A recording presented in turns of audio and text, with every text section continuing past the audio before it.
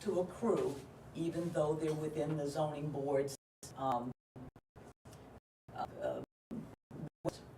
and with this 6-month continuance, we even brought that up specifically, and that's what Attorney Bolt said, that the owners will rent at their own risk. So obviously the fines that we show having accrued through that period is based on that information. So if that's not true, then certainly we can go back and make adjustments for that. Unfortunately, that's the advice that we have, and again, Chris Bolt isn't the attorney for this particular board. I don't know what he has said. Okay. He's for the ZBA, they're the ones that are holding these cases back for 6, so. It's muddy. It is, I know. So, but I guess the first thing is, the first 2 cases, 10 Barden and 81 Knight, were both started after March 2022. And we closed those cases, didn't collect the fines, it was $94,000. Right now, the way that this spreadsheet is set up, those 2 are first.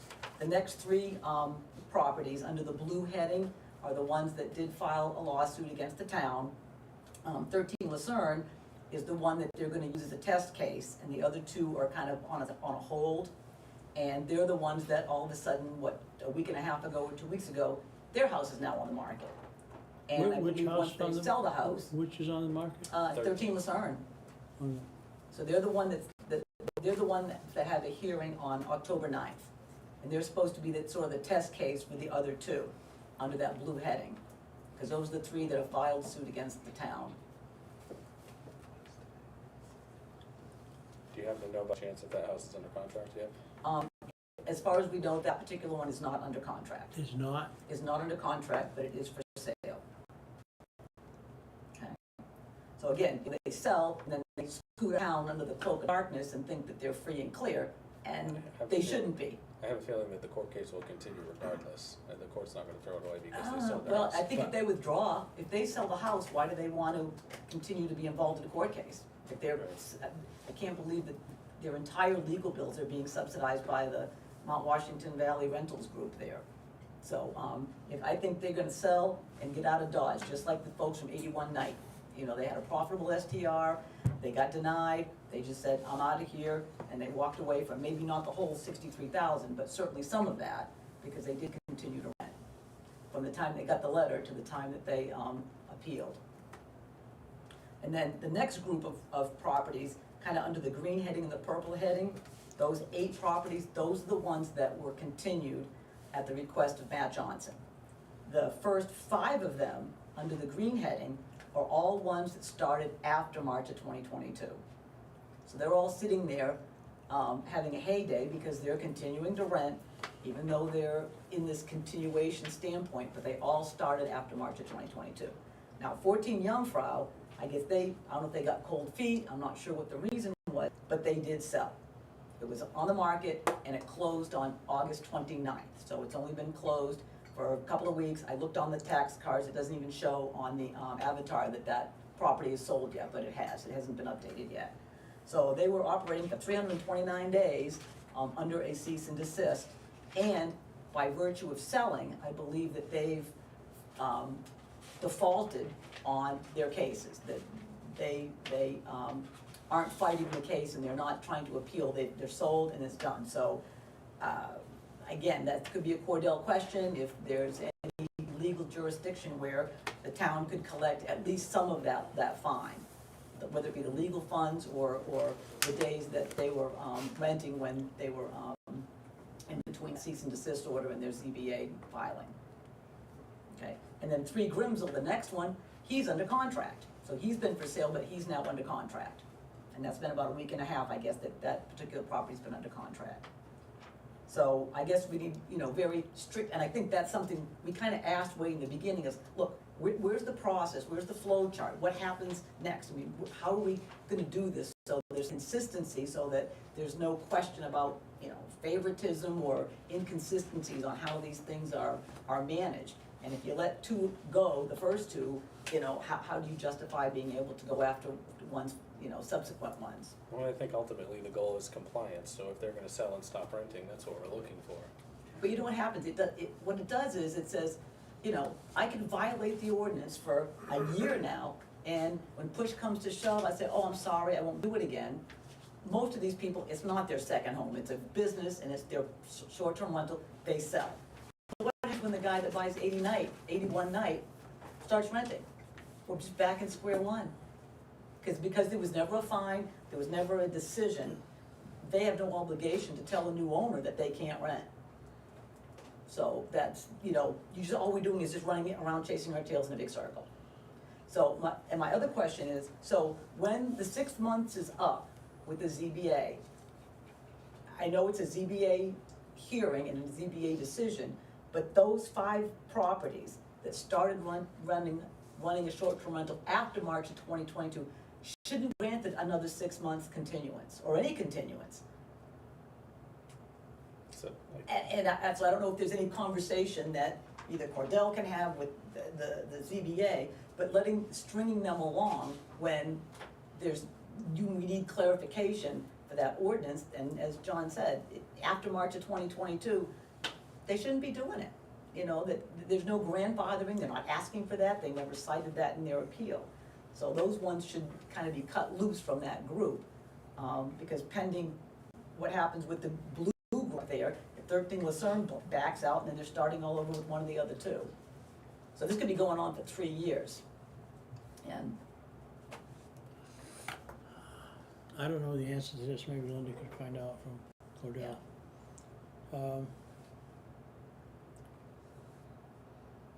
my train of thought. When we send a notice of violation to a piece of property, does that travel with that piece of property? No, it goes to the owner, so can I? Go ahead. All right, that's why we're saying the fines go with the people that own the property, that owned the property and sold. But wouldn't we attach put an attachment to the property? According to, well, not once it's sold. once it's sold, it goes to the person that sold it. Yeah, it's the owner. So the owner, so that's why we're asking if you should, I'm gonna ask, why not ask Cordell, if that's so, that these homes that are sold, go after that money, you get almost $200,000 sitting there. That's a lot of money. I mean, even if you go ahead. I think we've already gotten our answer from Cordell, and that is that 676:6, those fines do not accumulate during the appeal process. That was Cordell's advice. That's not what we heard from Chris Bolt. I'm just telling you, okay, I think maybe you should have talk to one another and see what the situation is. We're trying to help the town. That's a lot of money. We have, and you guys are the ones that have to deal with it. Asking the townspeople for more money for what's going on. And this would be a great cash cow, to be honest with you. It really would be. One of the things you have to understand too, when things go to court, and you know this, you're in business. John has been too. When you're a business owner, the courts you're already on the wrong side of the fence when you walk in. We all know that. And these are businesses. It's a lot easier for a court or a magistrate, whatever, to give a fine out to somebody who's a business person versus the poor person that's trying to keep their house because they can't afford their taxes. This is a perfect opportunity to use the RSAs that you do have, talk amongst the attorneys and see if you can go after that money. Because according to Chris Bolt, you can. I'm just trying to help out. Okay. I mean, could Cordell and or Chris provide something, other than just a reference to an RSA? Because even the RSA says you charge $275 for the first day, and then $550 for each subsequent day. And then somebody challenged that and said, oh no, each day is a separate violation, so it can only be $275 per day, not $550. So I mean, it's all how they interpret what the RSA says. And all those things are it's just they're all that RSA 676. And so what was Cordell quoting? 676:6. Okay, so we'll have to look at that and kind of see why it conflicts with the other things that they're saying in the same RSA. I'm gonna allow it, Paul, but I need you to be quick. Paul McKenna, Madison. what I have to say is related to all of that. On the Nick Gage case, I like the idea of you settling this, but you had a $20,000 fine with Nick Gage, and he didn't get fined anything. If going forward in the same situation, I would like you to consider somebody to pay our attorney's fees for that. Because right now, if I'm correct, at the end of this meeting, you're gonna say there's charges for SDRs that's gonna come out of the fund that's been put together by the taxpayers. Now hypothetically, if Chris Bolt sent you a bill for $4,000 for Nick Gage, and it's in that bill, we lost $4,000. Nick Gage should have been charged for Chris Bolt's work. That would have been minimum. I don't think so. Well, I think I'd in the like- state of New Hampshire, everybody pays their own way. Well, you can, yeah, that whole 676 RSA it's legal fees as well. It's legal fees as well. So it depends on whether. please look into it. If it can be done, it's money that we won't pay, that we shouldn't have to pay our attorney for. You could agree to it on a settlement, maybe. Thank you. Thank you. All right. Anything else? Until So- next time. There's, Hey, I'm gonna do this, should we okay? send this package to Cordell? This to Cordell? Yeah. And,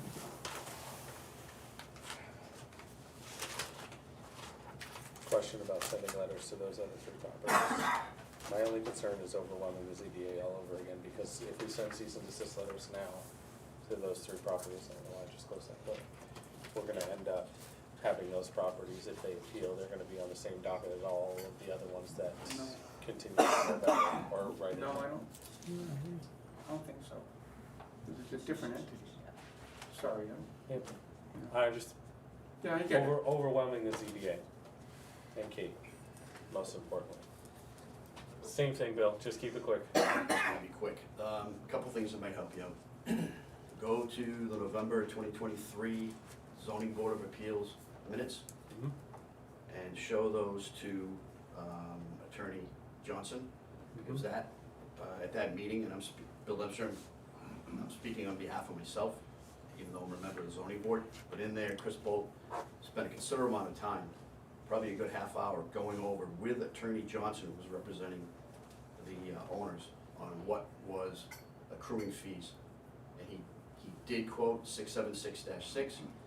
He said, based on court cases, that the status of a cease and desist stays status quo during the appeal process.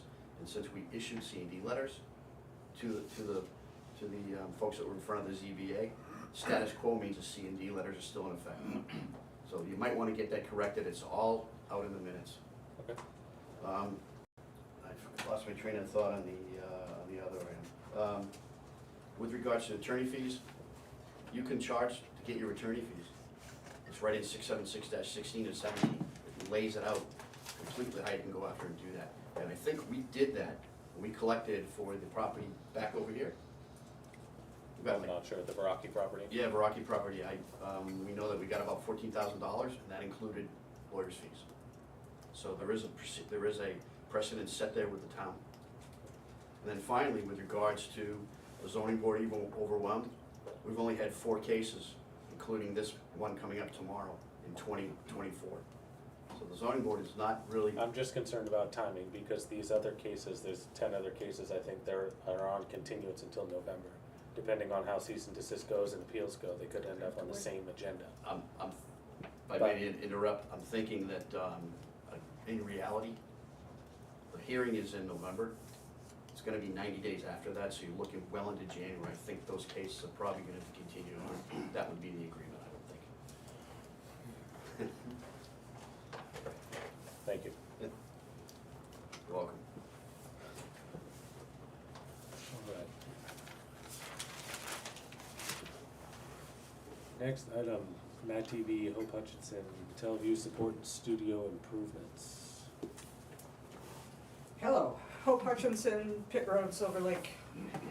So I don't know if Linda gave you a copy of the contract we want to have signed with Telview. This is a service and support contract for the expensive equipment we need to keep running to do our broadcasting. And the TV board would like to do the 4-year contract. We save ourselves the cost of 1 year, basically pay for 3 years and get the 4th year. And so because it's over $5,000, we need your approval to spend this out of our expendable trust fund. And then I'm not sure who signs this to authorize it. We then fax it to Telview and they'll send us an invoice. When is this contract gonna start? Well, it will start immediately because it actually expired in March and we didn't catch that with our change in administration over the last couple of years. And so Asia has talked to them and they'd said if we will do this ASAP, they won't charge us a $500 having dropped the contract fee.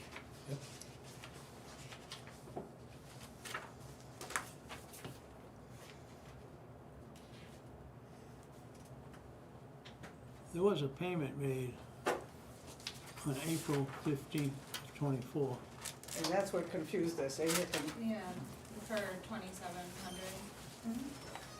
That's our, Yeah, that's kind of like our annual subscription to them, but it doesn't cover, like the maintenance and the upgrades and the support, which is available over email or phone call. So that comes out every year, I believe. It looks like we did it for 5,013 back in 2020, April 2020. yeah, that's when we would have last renewed it. So the $800 increase in 4 years, but that's to be expected, I guess. Yeah, this is the service contract basically, so that Asia can call 24/7 to get the support. And we don't use them a lot, but when we need them, we need them. I'm okay with that. yeah, but this does our streaming, I take it. Pardon? I'm sorry, say that again? This takes our streaming service? No, streaming is separate than that, but it allows us to broadcast onto channel 3, and it also allows us to have the videos recorded onto the town webpage. So if you go to the town of Madison and then the Madison TV tab, then you can watch all the videos on there. But the streaming is separate. Okay, so what's the total amount? 5,890. They've got 21,276 in that account. In their spendable trust fund, Is that right? they got like 60,000. Yeah, it's Oh, 60,000, yeah, Sorry. with what was added at town meeting this year. Oh, okay. So this, last time this was paid, it was actually paid out of Regular budget. the regular budget. And it's coming out of the trust fund this time. Okay. That's what we'd like to do. We've got plenty of money there and didn't budget for it this year, so.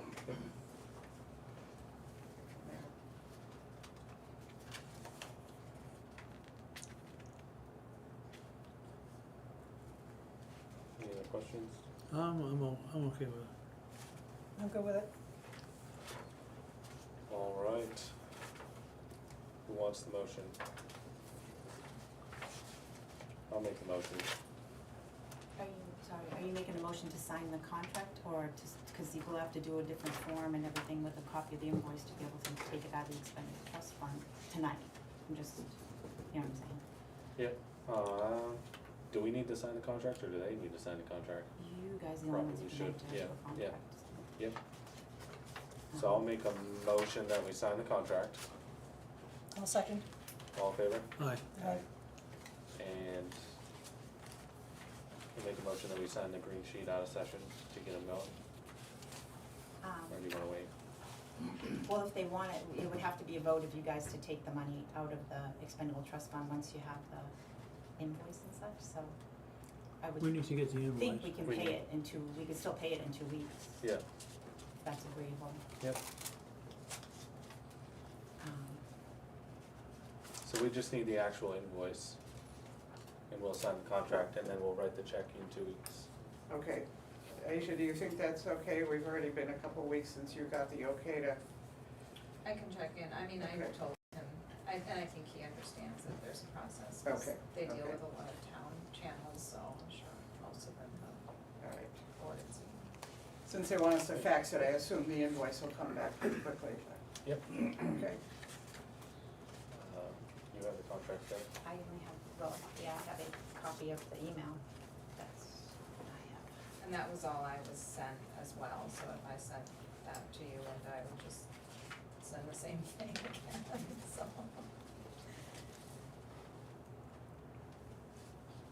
And there's a fax number there where it's Yeah. to be returned, right So it under. looks like this email is their acceptance of the contract. That's our understanding, yes. Right, so if you sign that, fax that to them, they will invoice, and then there's net 30 days to pay the Right, invoice. and fill in that line, number of years extended, that's 4 years. The email is addressed to Dear Melissa, Yeah. so just I legacy, think- legacy I town think there's administrator, just been or, a chain of command there that, over the years, you know, I think Melissa was maybe there for a little bit before Noreen. Although it does at the top say to A.R. Do Moran, you wanna put my title Yeah. under it, I guess, maybe? maybe. That'll be, The following emails were addressed to me, so. all right. Studio improvements. Yeah, the studio down in the town garage by the elementary school. Old fluorescent light bulbs, we believe those could probably be changed pretty easily to LED bulbs, either in those same fixtures or in new ones. The air conditioner is a bigger issue, and Asia can talk a little bit about some health issues or concerns because of the smells coming from the garage, and the air conditioner brings in air from the garage, not from the outside. And, Yeah, it was actually brought up to one of our videographers that we should perhaps have our own entrance into the building, because of the, because there's exhaust and fumes and who knows, what they're using in there. But at the very least, we do have an air conditioning unit, and it sits on an inside wall between our office and the garage. So I'm certainly open to different ideas for renovations, but at least getting that air conditioner onto an outside wall, I think would be best. There was a couple of complaints of people not feeling well when they were working there over the summer. No complaints from DPW, but in our office itself, someone was lightheaded and someone actually got kind of sick afterwards, so I don't know if it had to do with fumes, but it seemed like it happened kind of consistently there, so, I mean, otherwise, the space is fine, it is a garage space, but, I think it's, I know there's limited office space. It's sufficient, for yeah, town. yeah, we'd love to have a place where we Yeah. could have a studio and do some more stuff, Yeah, but, we just don't have that space. yeah, Right. yeah, right. yeah.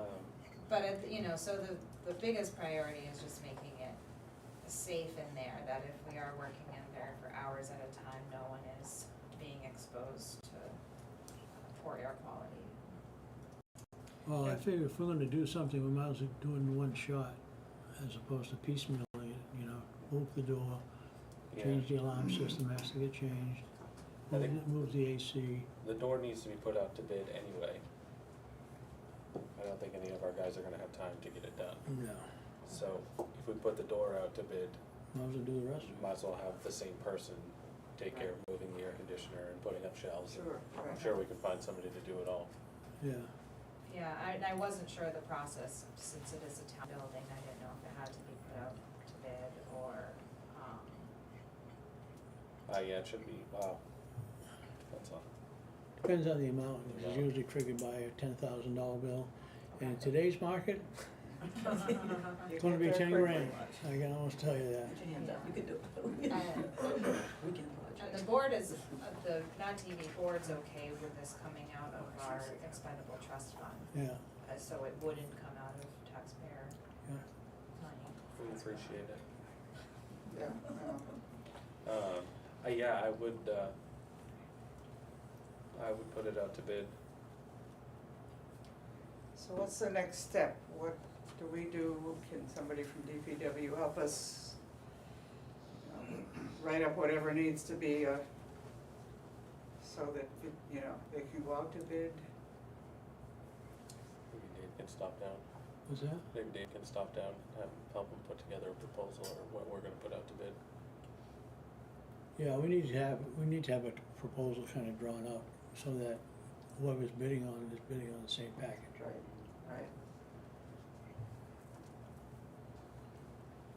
And there may be specs that need to be put into that, or, you know, Well, you're gonna need your alarm system, your alarm system's gonna move. okay. Uh, So that's my question, is there someone who, more knowledgeable than we as a board or We'll see if we staff? can get, we got a guy in the DPW who's pretty good. He doesn't have time to actually do it, but he could probably write up the spec. Okay. And who is that? Dave Swift, Dave who? Swift, Okay. see if he has time to stop by and help. See, write up a he didn't proposal. show up here tonight, so he. That's what he gets. That'll teach him. He can at least help write up the proposal and then we can send it out to bid to a Okay. few different Okay. places. Okay, That so would be we great. contact him and set a time when he can meet Yep. Asia and myself, or maybe another board member. Okay, That would be perfect. good, thank you. Okay, thank you. Okay. Thanks, guys. I apologize, I missed the last meeting that there was an update, at least it was on the agenda, an update from the contract for The cable contract. Spectrum. Yes, was there any update, because, We were waiting, so our contract is similar to other towns, and she was looking to close those deals first, so that we have an idea of where we're headed, so she doesn't have to fight the battle more than once. great, Okay. That Thank was you. the process, I think thought she was close to closing those contracts. And she was going on vacation for 2 weeks, So, okay, so she hasn't forgotten us. right, All we've right. not been forgotten, not yet. perfect. And Thank you. meanwhile, we're operating and, you know, we're getting any, whatever it is we need from Spectrum, which isn't a lot, but they did get paid us for last year's fees. Perfect, thank you guys. All right, thanks. Thank you.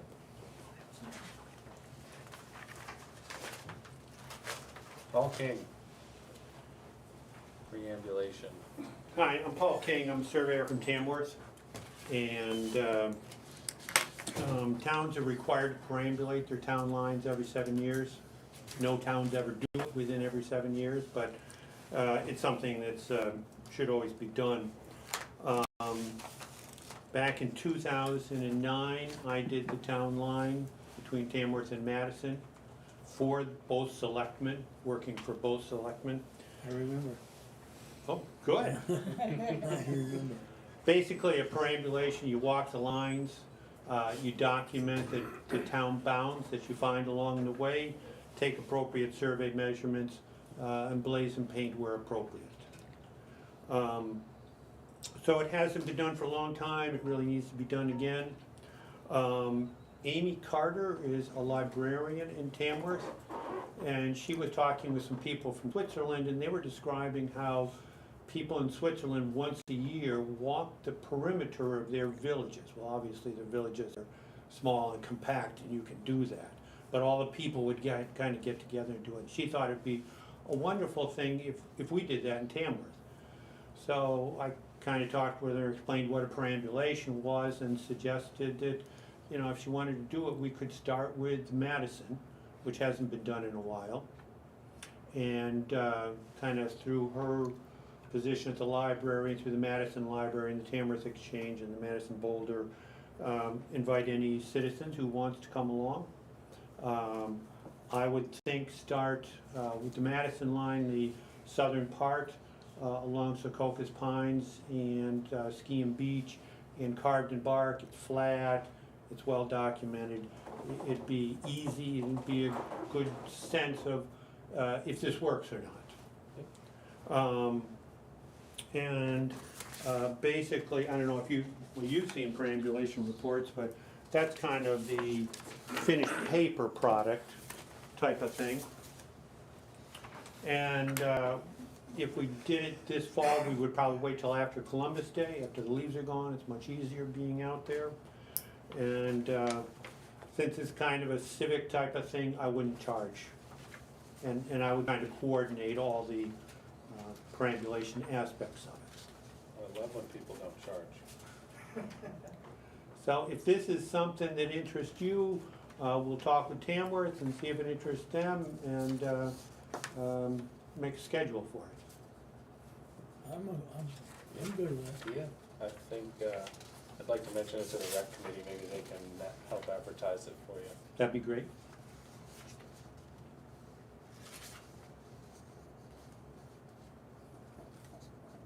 Can you put that on the Facebook page too? We can put it on the Madison page, we can put it on the Madison rec page too, once we know more, we have more information. Sounds good.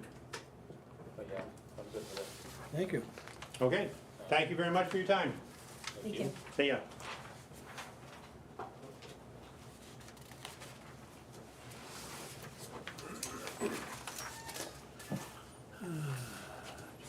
Right. Snow removal policy. Josh failed on us too.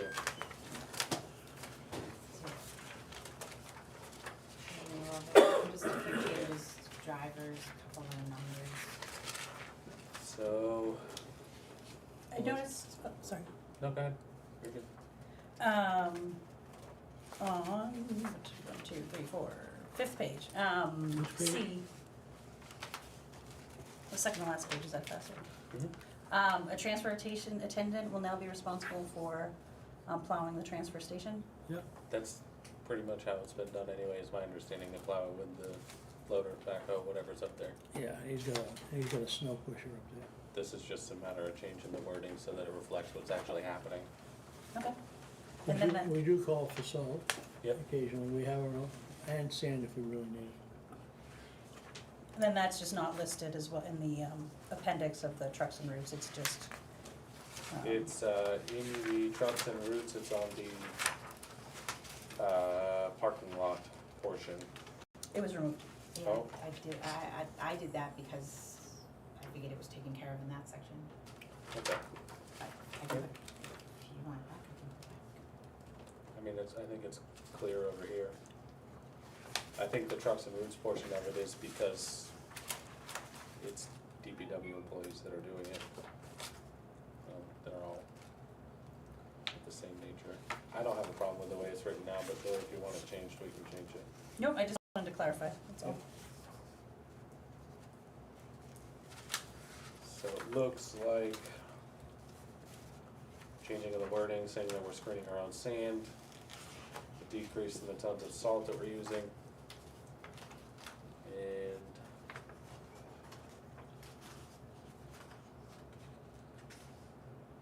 changing some dates just because we're signing it today, and a change in some of the routes for different employees, et cetera. They changed some of the drivers on the routes and added 3 new roads in Banfield. Yep.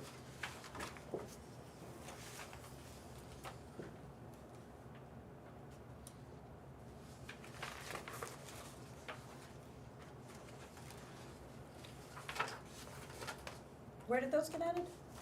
On the trucks and routes pages, it's, where did I see it? Bill Cherry on Route 3, on the very first row of road names at the very bottom, Brookstone, Pebblebrook, and Whitney. Oh, okay, all right. Yep. Did I not put them in red? I'm sorry.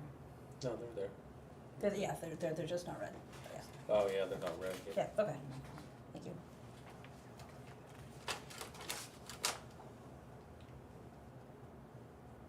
I'm I'm all set with it. Make a motion to approve the standard operating guidelines for snow removal and ice control for the town of Madison.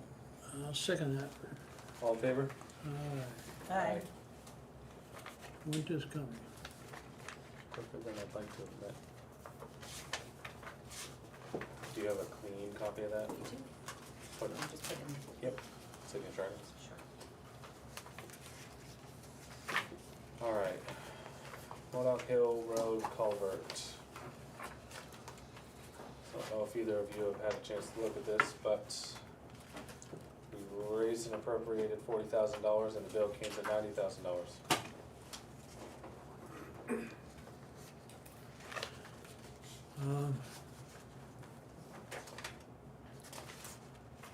I think when he put the proposal together, we had more damage in between. He did, so I had a chance to speak with Bernie this morning, and the explanation that I got was that final washout caused significantly more damage And and, he originally bid on it. and needed an increased amount of head wall and other materials to build the road back up. I would, not having the proposal in front of me, It's there, but I don't think the original proposal had much detail to it. I would, Yeah, this is- I would think in the future that any cost overruns, we should be brought to our attention before we actually pay the bill. All right, so basically what we're looking at is that in February 2024, we received an estimate to repair culverts on Modoc Hill Road. Yep. The estimate was approximately $40,000. Yep. We have looks like a second estimate from August. So that second estimate was an estimate to replace in kind, it's just a paperwork shuffle for FEMA essentially. They needed to know how much it would have cost to replace exactly what was there, because we went Larger. larger culverts. But that is the dollar amount that is effectively stood at the invoice has come to The invoice actually came to. 89,000. Yeah, Yeah. The invoice came to 89, that estimate for replacing in kind was 97. The estimate for 97 was of no concern to us, it was specifically for FEMA. Okay, so then the credit memo, Is for the culverts that we purchased long before they did the work. so somewhere between a February estimate and an August, the work was done in July. It more than doubled in price. And that was that last washout. According to Bernie, his explanation was the last washout that happened after he had estimated it completely destroyed the road and required significantly more work than was anticipated. All right, and then I assume the DPW is coordinating all these repairs. It's done, the work's done. Right, but, what point did we know it was gonna more than double? That I don't have an answer for.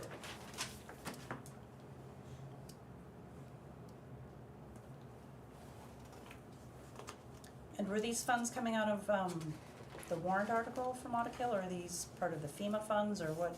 That's why we're here. So $40,000 worth of that 89,000 comes from the money we raised and appropriated in March. The rest we need to figure out.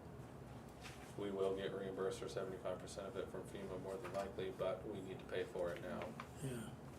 Either way, there is some money left, was it $49,000 left from a grant? Well, 50,000. 50,000 And left the bridge grant? from the bridge grant that we could potentially use for it. We would essentially soak up all the funds from the bridge grant to cover the balance of this invoice. What's the bridge grant? Back in 2021 and 22, we got some FEMA money for, there was that COVID money that was going around, and they gave each town a grant for bridges based on how many bridges you have in town. And that would be considered a bridge.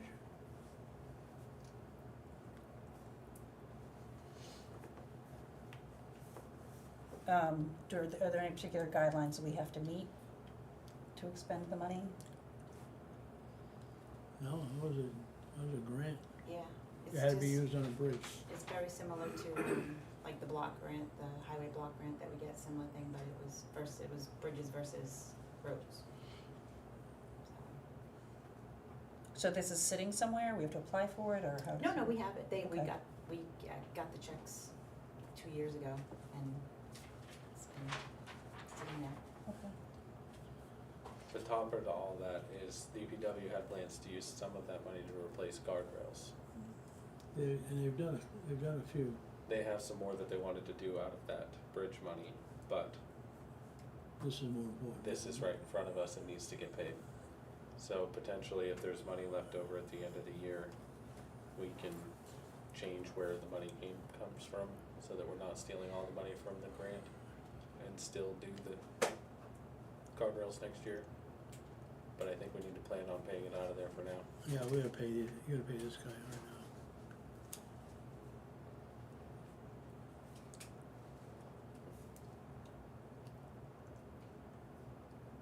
I'm not sure that the damage should have increased it double, I'm just gonna say that out loud, but I'm also not a general contractor, so I can't really argue it.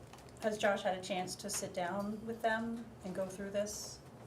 I had a pretty lengthy conversation with Bernie this morning, but I don't know that Josh has no.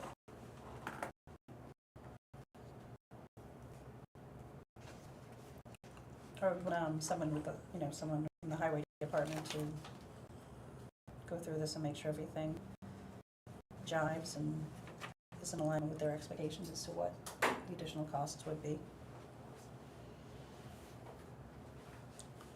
Well, we certainly can have DPW take a look at it. It's not gonna change that $89,000 number, unfortunately. Well, if there's an error caught, it would. Huh? If there's an error caught, it sure would. Yeah.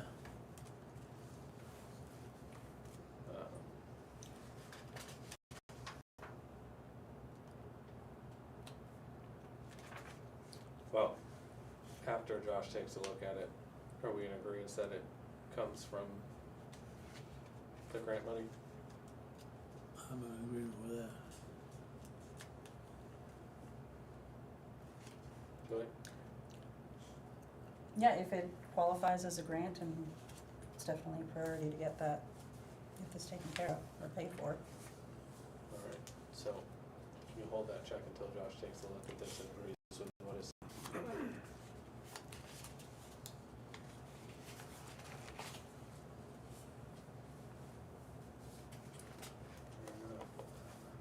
Request to the trustee of the trust funds.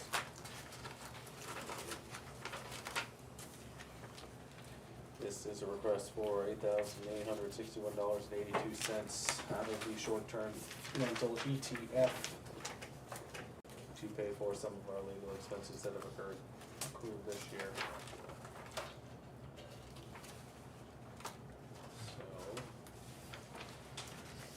So I will make a motion to request withdrawal by the trustees of the trust funds for $8,861.82 from the short-term rental legal expendable trust fund to reimburse the general fund for legal expenses incurred defending or enforcing the zoning ordinance in respect to short-term rentals for the invoices listed below.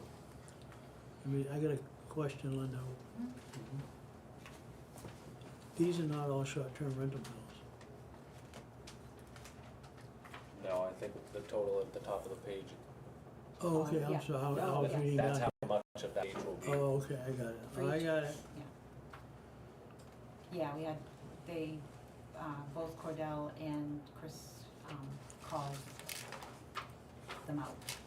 Okay, I got it now. I was reading the printed portion. So Chris Bolt is from the Donahue Tucker, and they know. Yeah, ZBAs.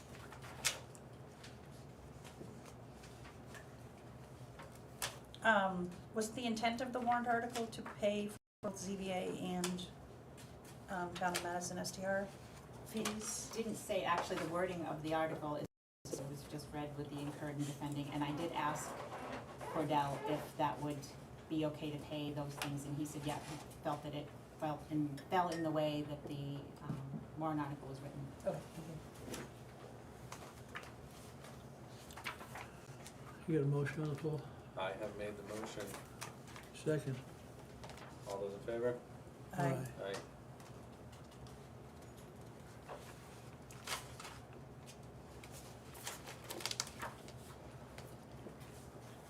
Police cruiser sale. So, it looks like there was a clerical error, and we still owe $11,303.58 on that particular cruiser. Town of Effingham is willing to make it 2 checks, one payable to tax exempt leasing and one payable to us for the same total that we agreed to at the last meeting. So basically, it's just a difference of where the money's going, same amount of money.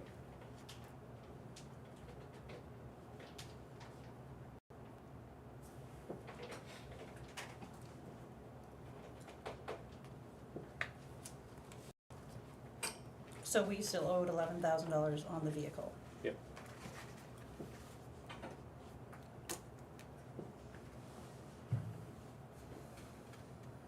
We'd have been making the final payment next summer. So, by selling it, we eliminate that final payment next year and still put close to $19,000 into the general fund.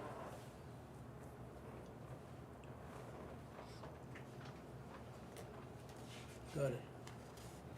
So the police department had mentioned that they would have $30,000 from the sale towards a new cruiser, but obviously Yeah. that changes the numbers.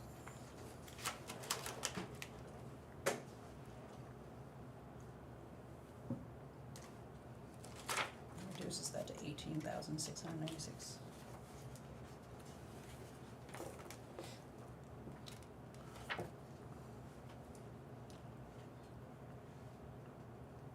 I make a motion, we sign the motor vehicle bill of sale for the police cruiser for the town of Effingham.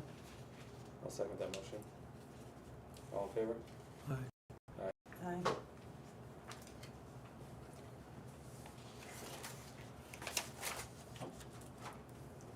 Roll Do call. we have, I'm sorry, Adam, No, go ahead.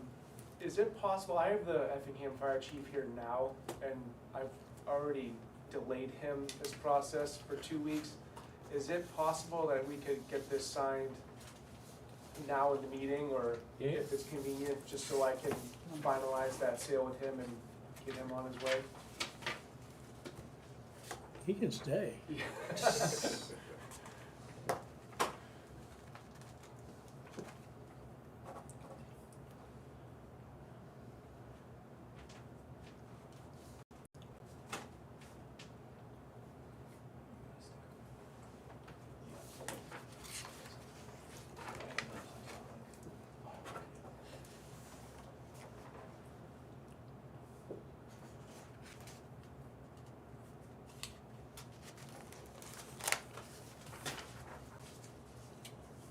actually just printed names here.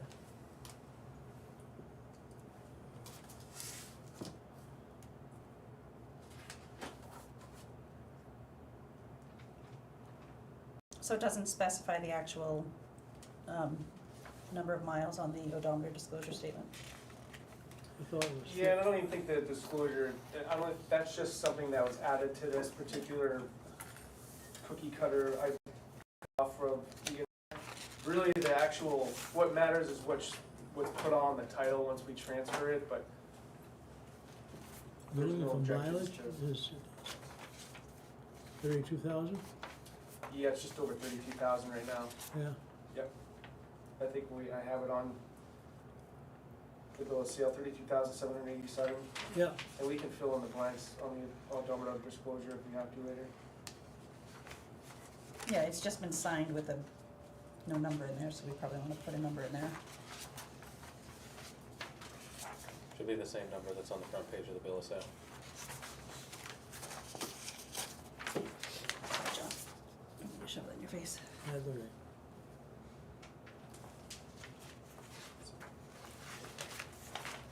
I know I saw it, yeah, 32,787. Yeah. It was on the top of all copies.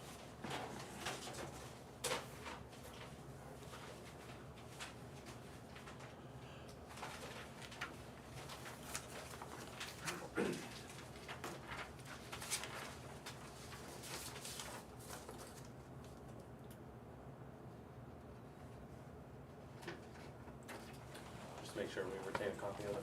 Great, thank you, appreciate that. Thank you.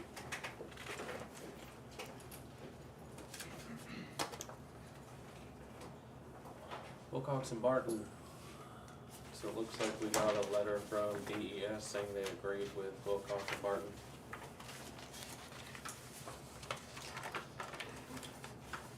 And the sum total of the next stage is 16,000, am I Yeah. saying that right? 16,402.02 ish. Without having a calculator in my head.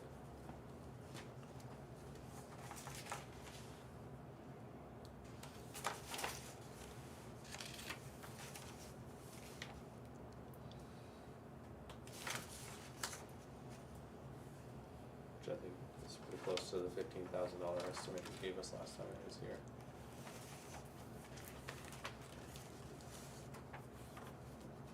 But it didn't look like DES wanted anything further than what they recommended. No, not to me. I thought, frankly, I thought that letter was very poorly.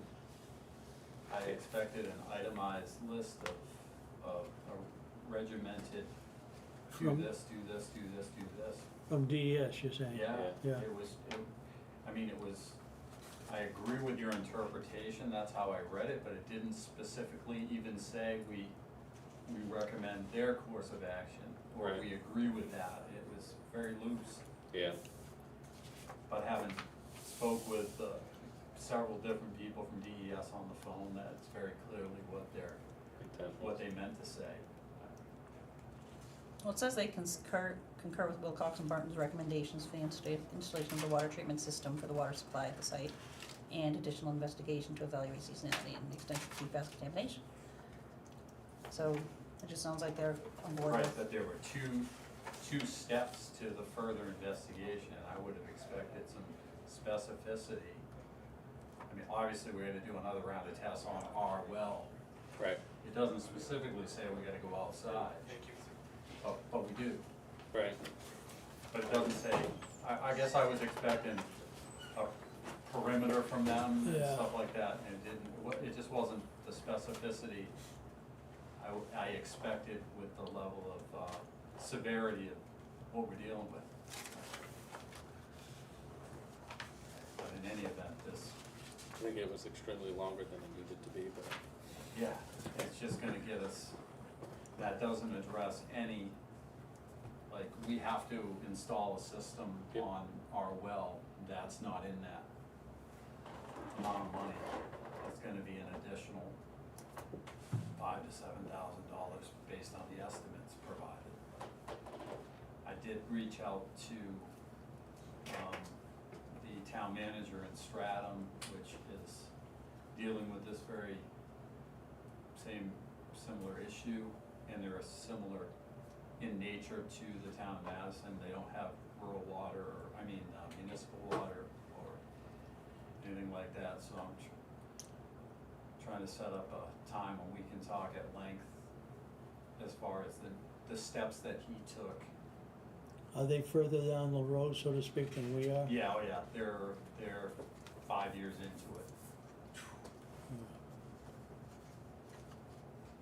The only problem I know of is we do not have money for the fall testing. I mean, I know we need to do it. If we don't do it, the state's gonna do it for us. Well, I think, yeah, the fact that we don't have the money, that's just a true statement. But I'm not sure how the state reacts. And there's also, I've started the process to get qualified for, some grant funding through the state, which, according to the lady that I spoke with, there's, what's left available is pretty much earmarked for the town of Madison. And then the federal funding through the infrastructure bill. Right, but that's not on hand right at the moment. So we're making steps to acquire it. Yeah, well, it's through the same people. money that they have left right now is all that they have. Any And idea how they're- much money that is? Sure they didn't tell you. No, actually, quite the contrary, she told me down to almost the penny. She said there are some pennies in there, but we'll just round it to this. I can't remember, it's on my desk upstairs, it's not a huge amount of money. Well, what do they consider the fall test? Well, as far as I know, it's another round of the same testing procedure. Time-wise, When? Yeah. Oh, he didn't specify he except, says fall. right, he was Fall talking. ends December 21st. Right, but I assume, I assumed he meant October, November timeframe, before snow flies, but Well, I think we're probably safe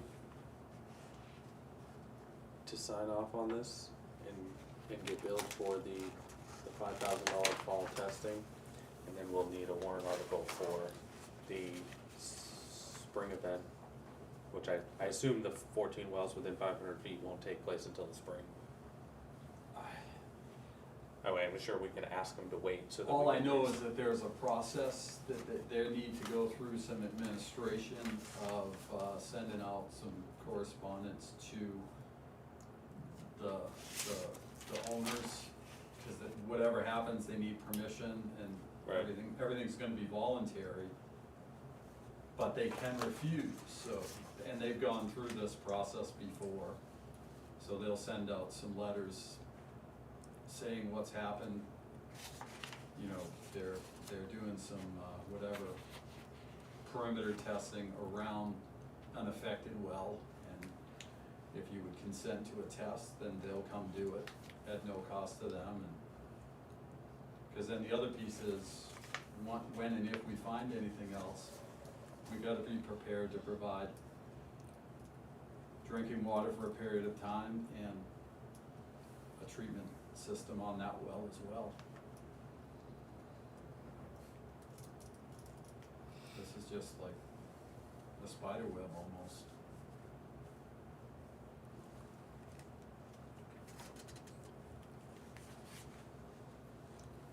I would say we sign this and just ask that they wait to do the rest of the sampling until spring. Like I said, I think they would probably assume they were going to anyway, so that we can raise and appropriate that sum in March. Not this sum. Are you talking about this here? Yeah, if we raise and appropriate this in March, they don't do this half of the test until next spring. And they do the 5,000 now? Yeah. Yeah. I would think we need to be sampling these other properties around us immediately. They're talking about 13 additional drinking water samples from various surrounding properties.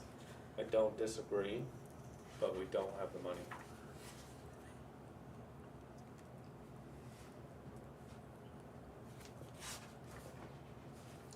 If you can tell me where the money's gonna come from, I'm in.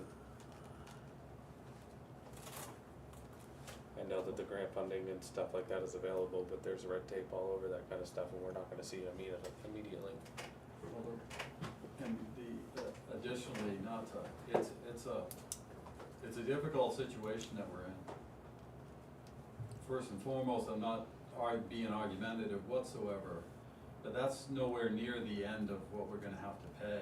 We're gonna have to raise and appropriate much more than that in March in anticipation of Dealing with additional the rest of steps it. that we may have to take next year, because we can't wait from March to March and just, the Right. time for incremental steps is now over. We And what Selectman Gray is saying is also true, because that's gonna lead to defining what the scope of what we're dealing with is.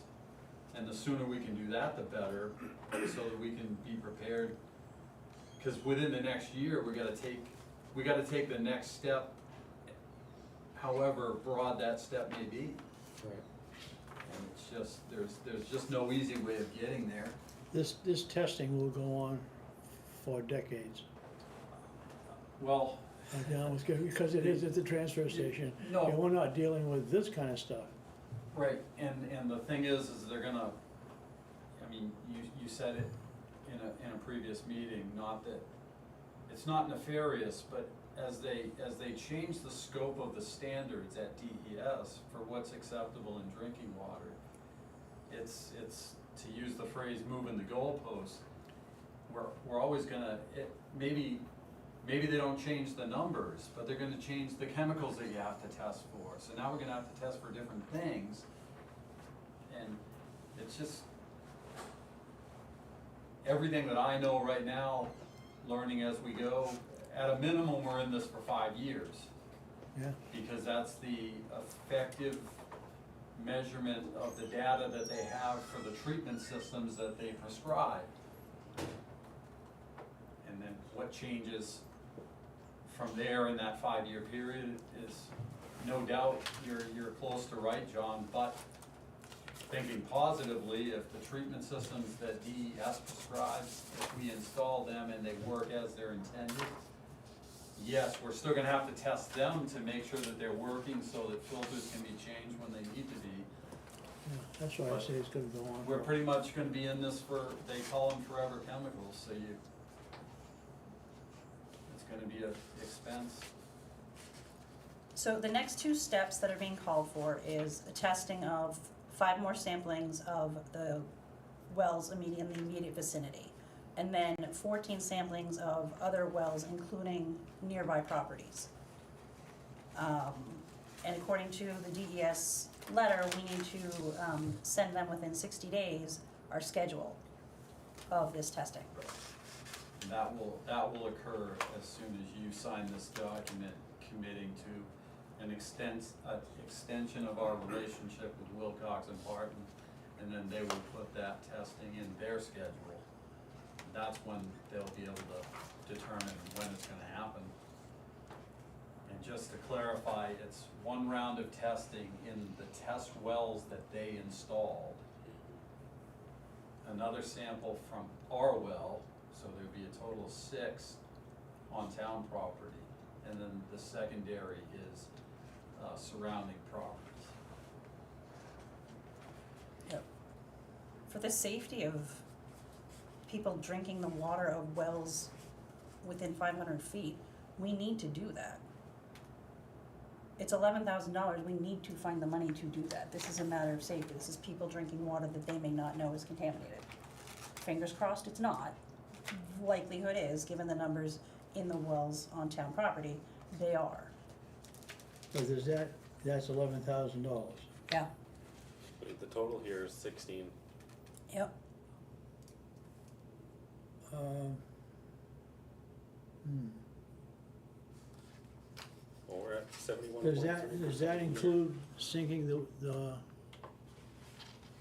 test wells, or is this just the test?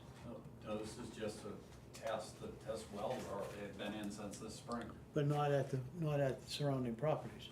No, it's not gonna be test wells on surrounding properties. It's gonna be their residential wells. Out of their, Drinking water samples. Yeah, okay, so they'll take it off the tap. Yeah. yeah.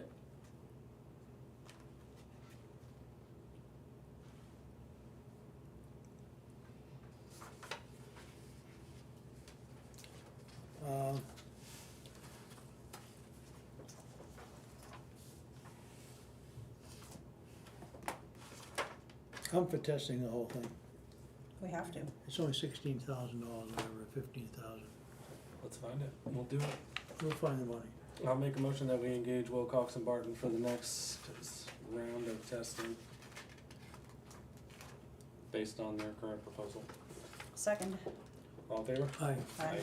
Done. Selectman Gray.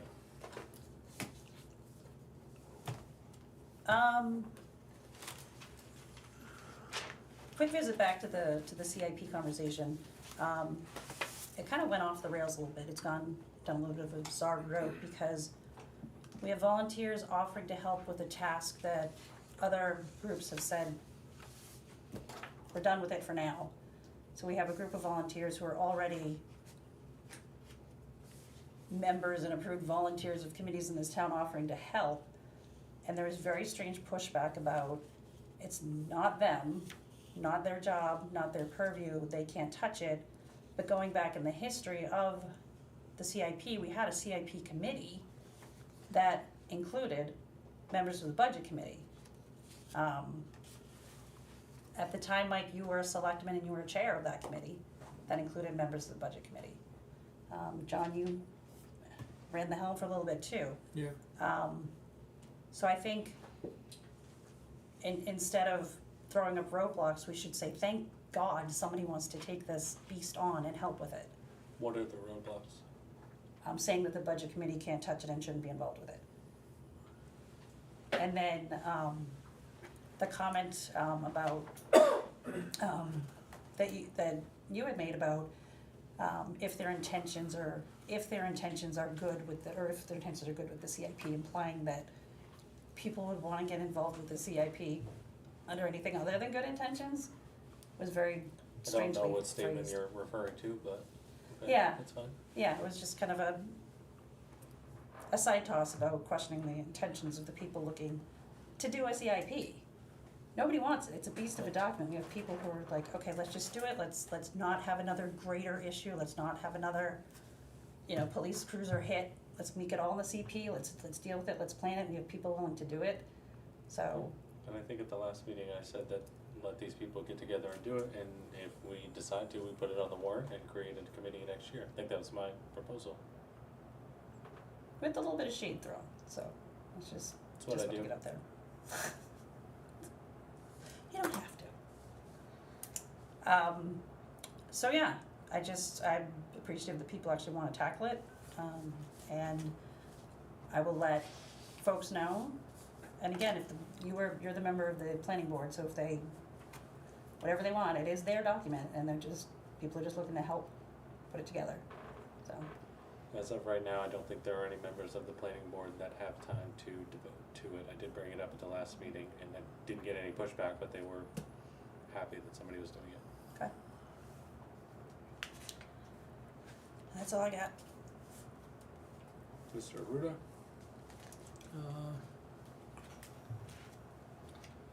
The drawdowns, we're running pretty much we are within 1/10 of 1% of being equal, so we're very close.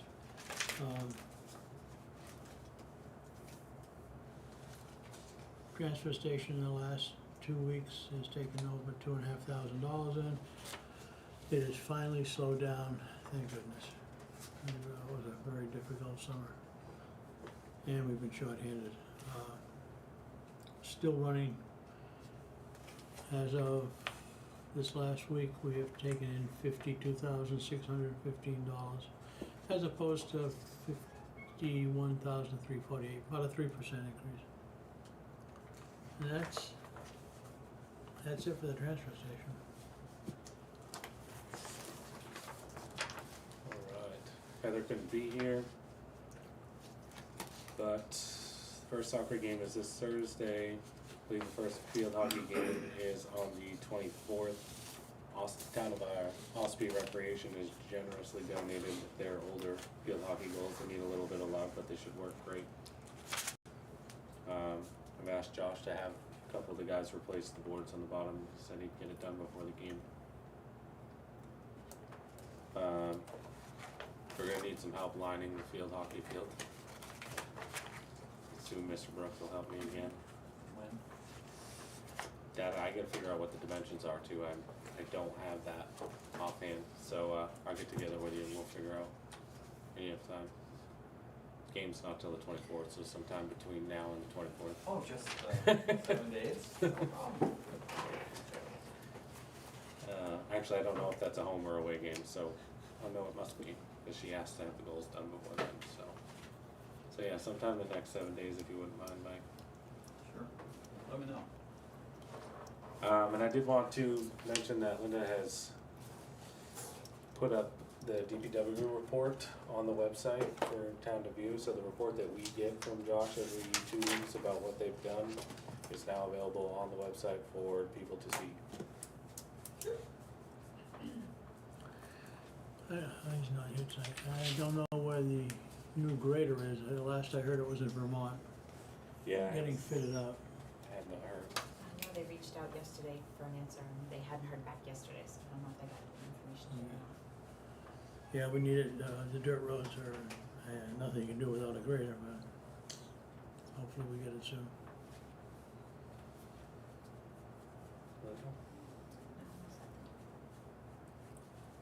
Mr. Brooks? We had about slightly over 30% turnout at the state primary last week, which unfortunately is pretty much standard for. But just a lot of people are asking a lot of questions. The Secretary of State is in charge of the ballots for the general election. It has nothing to do with the town. I just wait, I'll get ballots automatically from them once they have them put together.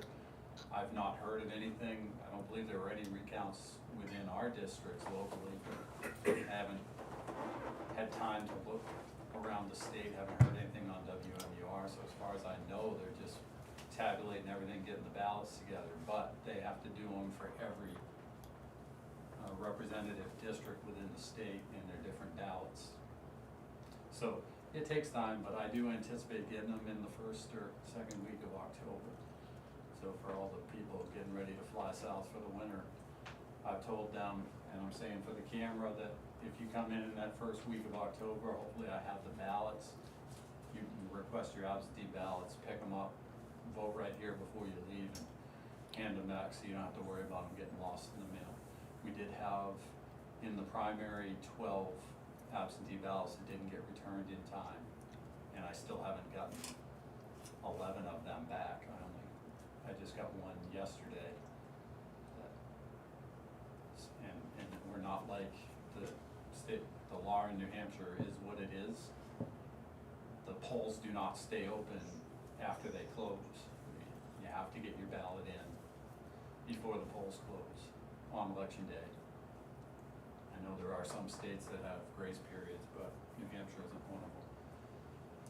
So I've just been encouraging people, if you want to pick up your ballots and vote before you leave town, that'll ensure that they don't get delayed in the postal service. That's really the biggest thing going on lately in my life. But I did get a request today, it's an annual request from the fire chief in Freiburg, looking to borrow our lighting trailer for the fair week. They use it at one of their busier intersections for traffic control at night and stuff, and it's always, but I didn't want to commit without bringing it to you first and get your blessing before I sent town equipment to Freiburg, but we have done it every year for the last several years. I think that's fine, right? Being a good neighbor. And I have yet to come up with something that I can request something in return, but I'm sure if I could, he'd reciprocate. A sausage sandwich would be good. Yeah, they're like $18 a piece now. But that's about anything I can think of. One other thing regarding the election, and I'm sure you're well aware of it. We could use some volunteers tonight, we closing, to help sort ballots. There's just a couple of us there, and it takes a while. So it'd be good to have some volunteers, because there'll be counters as well. There'll be a lot of there'll be write-ins. It won't be as bad in the general. Primaries are a bear. The Yeah. general is kind of a, both parties have selected their candidates for good or bad, and it's all one ballot, so with both parties on each side of the ballot. So it shouldn't, I don't anticipate anything, and I'm hoping write-ins in a general election don't mean much. Oh, yeah, because they write Donald Duck. Well, yeah, but it's not gonna, Yeah. if you wanna do something respectful for the people that work at the polls, don't write in ridiculous stuff. I mean, if you got a serious movement, like a candidate that dies and they're trying to write in somebody that's alive, that's one thing. But Donald Duck is never gonna win. Mickey Mouse has been around longer and he's yet to win.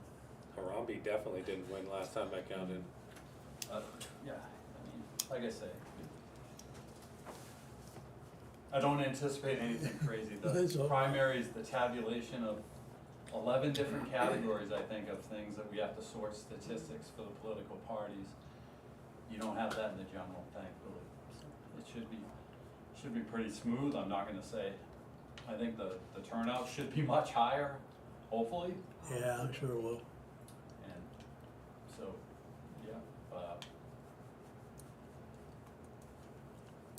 should be okay. Jim?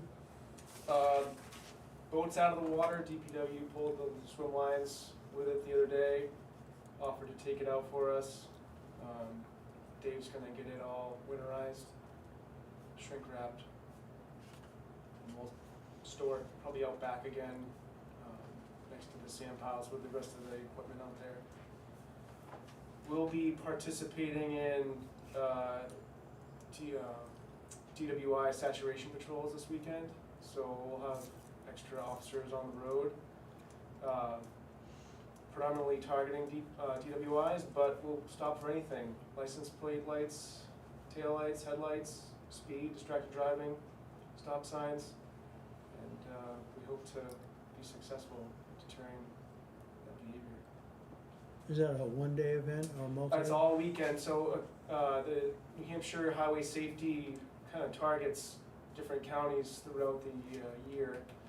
This weekend, Friday through Sunday, they're going to use Carroll County as kind of their hot spot. So John just wants to know what day to stay home. yeah, we don't give that out. We'll be out at least 2 nights. Extra officers on the road. Well, I don't go out at night. It's too dark for me. That's all. All right, thank you. With that, I make a motion we enter non-public for RSA. Oh, yes, you're right. It's a good thing you're here, Linda. Signature item.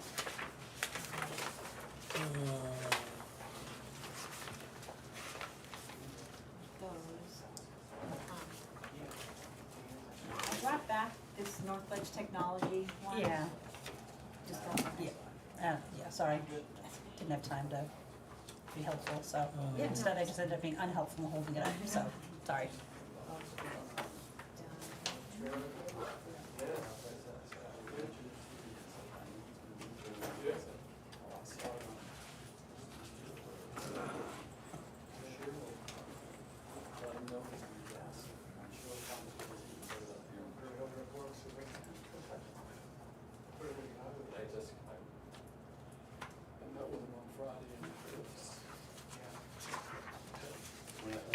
No, it's all set, John. You just want signature? Yep. That one's all set.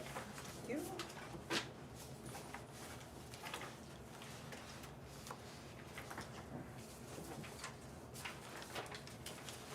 That one's also good. These are, yeah. Yeah, he has, That's all set.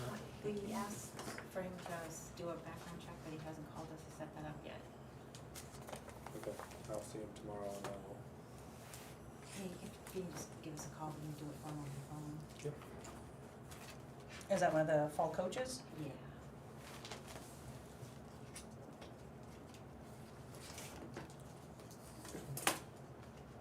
Samuel.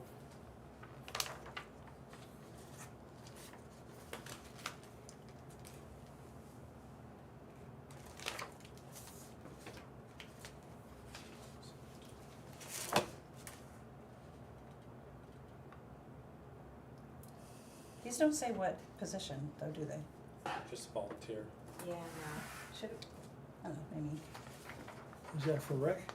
yeah, I guess a coach position just doesn't say what Well, team or what. I think we were, but then you'd have to do a new volunteers form every year or every season, cause some of the coaches would go, what, 3 seasons or something, so kinda generic it.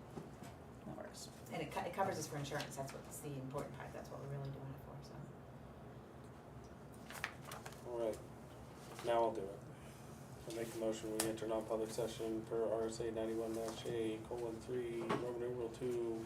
It'll be the hiring of any person as a public employee, to be followed by RSA, non-public session per RSA (3) The dismissal, promotion, or compensation of any public employee or the disciplining of such employee or the investigation of any charges against him or her unless the employee affected, 1, has a right to a meeting, and 2, requests the meeting be open, in which case the request shall be granted, which will also be followed by a non-public per RSA 91A:3, Roman numeral 2, e, consideration or negotiation of pending claims or litigation which has been threatened in writing or filed by or against the public body for any subdivision thereof, or by or against any member thereof because of his or her membership in such public body until the claim or litigation has been fully adjudicated or otherwise settled. Any application filed for tax abatement pursuant to law with any body or board shall not constitute a threatened or filed litigation against any public body for the purposes of this subparagraph.